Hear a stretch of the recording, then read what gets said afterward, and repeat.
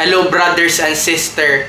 I wanna talk about confidence by being confident, you know?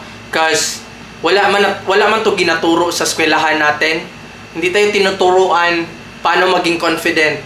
Tinuturuan tayo ma-educate, pero when it comes to our self-esteem, our confidence by ating self-worth, wala nila ginapag-usapan niya ng mga teacher natin. And bakit, no? Na first of all, yan ang pinaka-importante, yung state natin by sunod na lang yung education, yung 1+1, yung science by yung geometry. Dapat ang confidence natin kay dyan nag-start lahat, no? Pag once by confident ang tao, once na may self-worth ang tao by, dyan natin makilala ang ating sarili. And bakit wala ginaturo yan sa ating education system, no? So may pagkukulang by, and doon tayo mag-start. Yun yung gusto kong i-talk about. I didn't really put one by one na mga steps kung paano ko ma-teach yun, ma-document yun, but I think that confidence by, sige, let's define confidence. What is confidence? Confidence for me is yung certainty of belief natin by kung ano yung pagkaalam natin. And once na meron tayong confidence by, we are sure about it, no? Like for example, ano ba yan? Like when meeting a new people by, stranger or women by, you need to have confidence on yourself. Kasi what if you're stuttering by like ako si brother, then ma-feel nila yan by, ma-feel ng person from the other side by na hindi ka sure sa sarili mo. Then why would I be in your presence by kung hindi ka certain, hindi lang man stable yung energy mo. Yung confidence man go, that's a stable energy, you know? That's why it's very important by na stable tayo, na confident tayo, kay coincide yan siya both.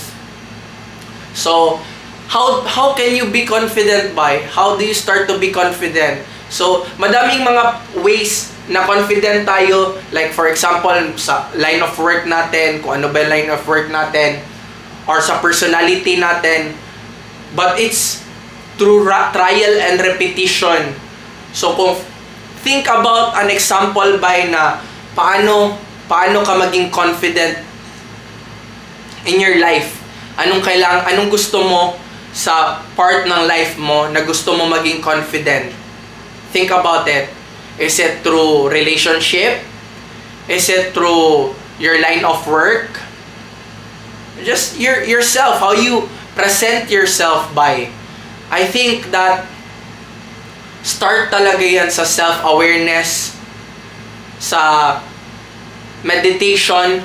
Kasi yung meditation man good rin, once you try to silent your mind by, nandoon ka sa state ng relaxation, and through relaxation by, dyan mag-flow, magpasok yung energy, yung frequency.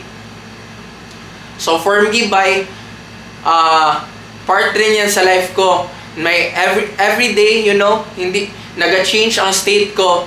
I mean, hindi siguro ganun kalayo, brother pa rin ako, pero once na nag-meditate ako by, yung aking state mas kalma. So pag kalma ako by, mas alam ko mag-handle ng mga mahirap na situation sa life. So importante yan na makameditate ka, nakalma ka, para at the same time mas maging confident ka by. And at the same time, second is yung pagiging sure mo yan surety. So anong part ng life mo na gusto mo mas maging sure? You need to take action on that by. Kung gusto mo mag-manifest more relationship, mas magaling ka mag-approach ng mga people by, kailangan mo na repetition and action. So importante yan. So this is just a short video by. I hope na may ma-learn ka dito about being confident and be sure about yourself by self-awareness, I, love, and respect. This is your brother speaking. Peace out.